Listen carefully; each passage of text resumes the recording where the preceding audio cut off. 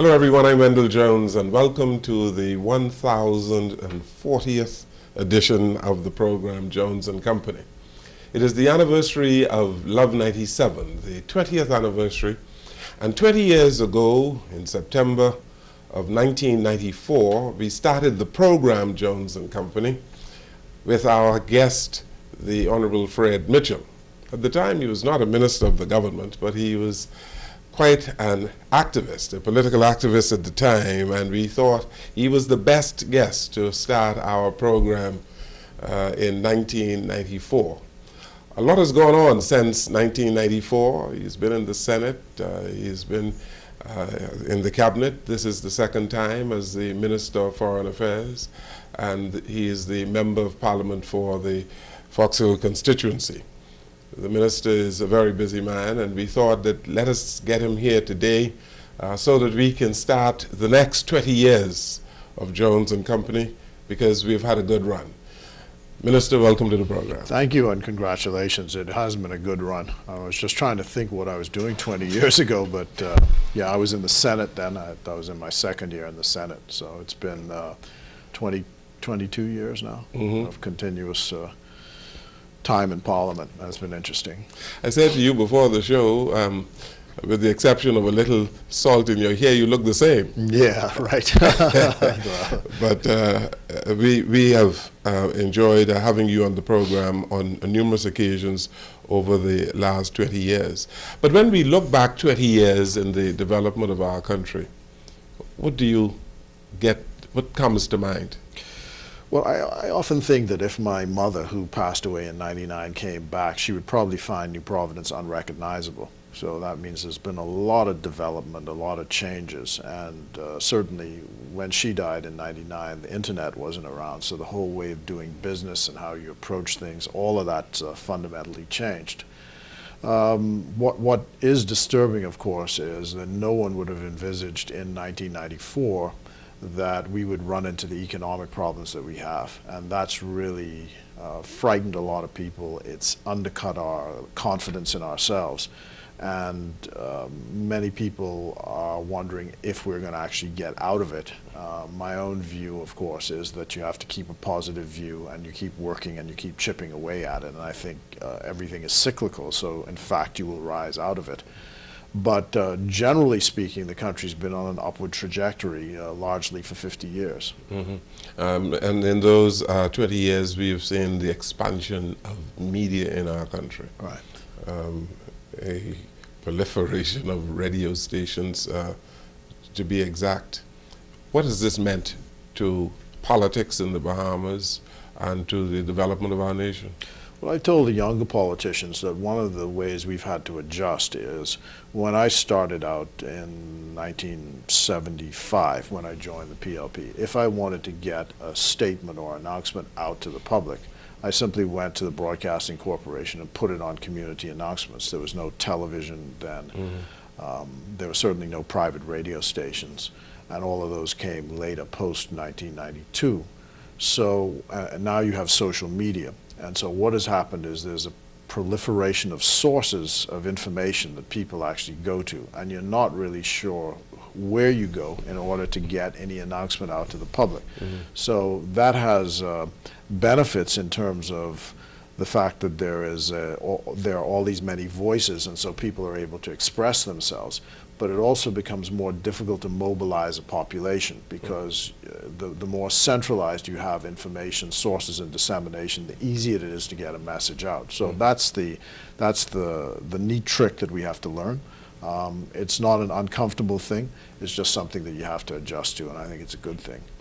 When I first met you, you were a journalist many years ago, and we're talking, since this is the anniversary of Love 97, I want to focus a little bit on journalism, and to have a person of your skills tell us how we have developed in the country, the journalistic fraternity I'm talking about, and whether or not the public is well served. My concern is that the papers of record, because notwithstanding social media, my view is that public opinion and public discussion is often driven by the traditional media. So the way I have analyzed things is that generally speaking, people look to the newspapers and the traditional radio stations with the traditional format, radio and television stations like yourselves and ZNS, to a less extent Guardian Radio and NB12, and the Guardian and the Tribune and the Bahama Journal. They look to those newspapers as the institutions that will provide the truth of whatever story exists. So, for example, you may see it on social media, but you won't believe it until you actually see it printed in one of these institutional papers or hear it on their radio or television stations. The problem is that the newspapers of record are now shifting in their marketing strategies toward social media and the down market punch, because they're competing with them for readership. And I think they're forgetting that they have this role of the newspaper of record. And when I say newspaper of record, it means to me 20 years from now, I go to the archives and I can look up the Bahama Journal and say, what were we doing on a particular date? And the journal should reflect accurately the truth of what was happening on that day. To do that, it requires balance. Yes, you can have your editorial position, but balance is important.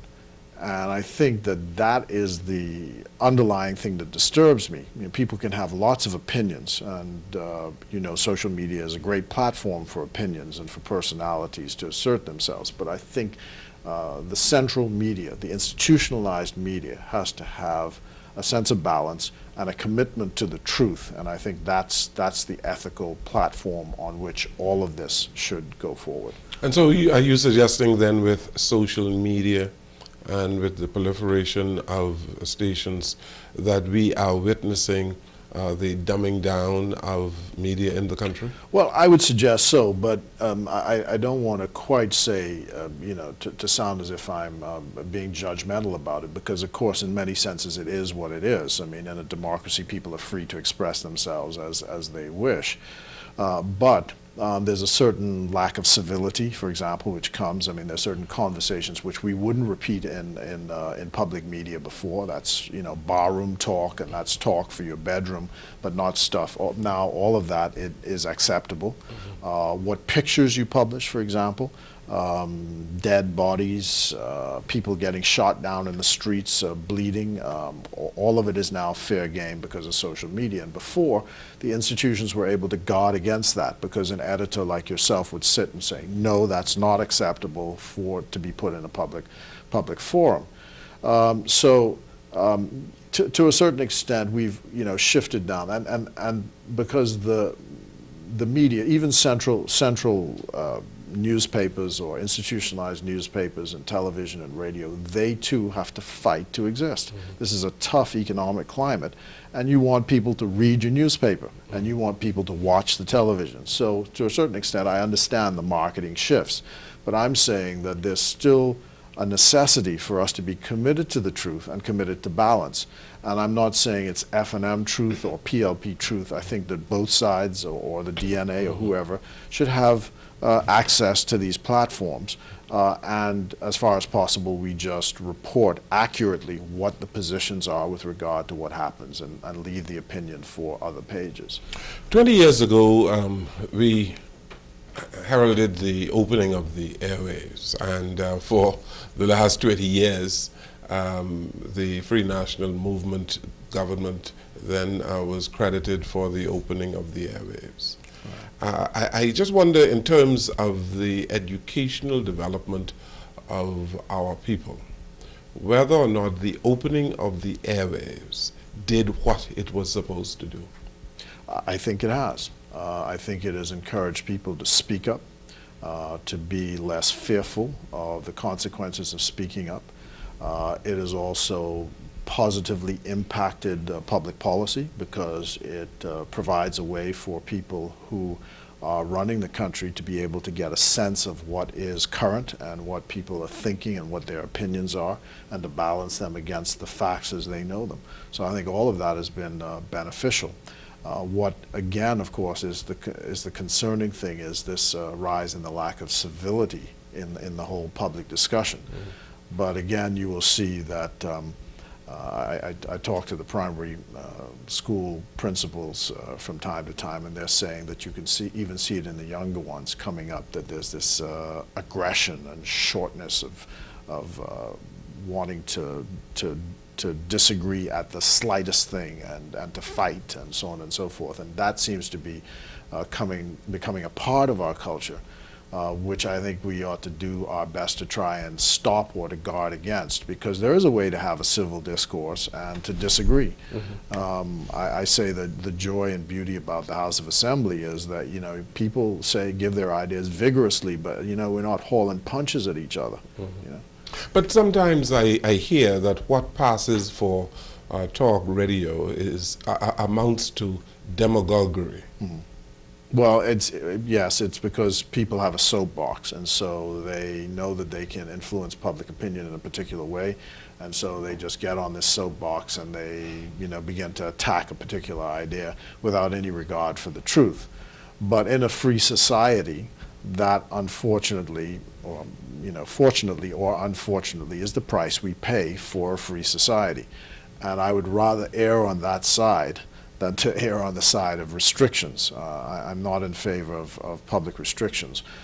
And that is why the neutral platform that I'm talking about is this access point, this question of balance, because I think that everyone has a fair shot, provided you are able to counterbalance what someone says, and that I think is the important. Yes, but I wonder whether or not you agree that education is taking place, because there are many who bemoan the demagogic kind of utterances that you hear on radio, for instance, and whether true education is taking place. Your government, for instance, is postponing a referendum because people, they say, need to be better educated on some simple issues. On the gaming referendum, there was a whole lot of confusion. And I just wonder whether or not public education is taking place. Well, I've tried to analyze that phenomenon as well. I had the experience in 2006 as a minister of the government, attempting to sell something which was a perfectly reasonable policy, which was best for the Bahamas. There's no question it would have been best for the Bahamas. We'd have been light years ahead of ourselves if we had taken that decision back in 2006.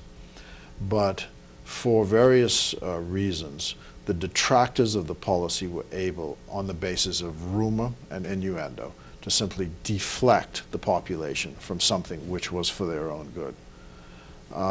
That was an interesting exercise for me, because up to that time it had always been assumed, at least I had assumed, that a minister who's an authority in the country could, with a pointer and a logical argument, I'm simplifying it of course, sell a rational argument.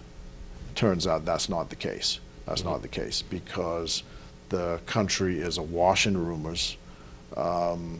The educational levels are such that you see what the results of the exams are. It's astounding that many people have not been able to pass an 8th grade examination, which is what BJCs are.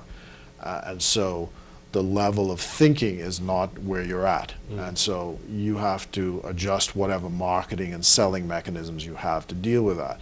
So there's some of us who are in the category of the elites who take advantage of that for their own reasons. And so you saw that with the CSME debate, and then you saw it with national health insurance, you saw it with the referendum on gaming, you see it now with the amendments to the Constitution. And I was just addressing this issue with my branch, and this weekend I'm writing an open letter to the Progressive Liberal Party's women's branch to say to them that they it is up to them to seize this issue, because the issue is a simple one. It is about equality for women and men and nothing else. And the problem is that it's been men so far who've been opening their mouths, bad-mouthing the policy and confusing the issue. And it's women who will suffer. I indicated to them, to the branch, that I could be perfectly all right and sit still and do nothing. I'm a man, it doesn't matter to me in that sense, because the law already gives me all of these privileges. The question is whether women should have the same privilege by reason, or should not have the same privileges by reason of an accident of biology. That's the question. The law that's been put before us will amend the Constitution to provide that fact. There are 15,000 more women on the rolls than men. We don't even bother to register to vote. And so you're going to have this Constitution, and women should not allow men to get away with this, not in 2014. I said, I think, for example, of my mother. My mother, who drove all of us to get our education, our degrees, and so on and so forth, carried our family for 2 years when my father was unemployed. And you're going to tell me, because of an accident of her birth, that she must have less privileges than one of her sons? Mm-hmm. That's ridiculous. That is absolutely ridiculous. And no man in this country should be allowed to tell a woman that. Another example, my branch. My branch is run by women. Up to this year, you had no men on the executive. It's all run by women. I went to 7 churches a few Saturdays ago. Except for the man standing at the pulpit, everything else is run by women. And you're going to tell me in 2014,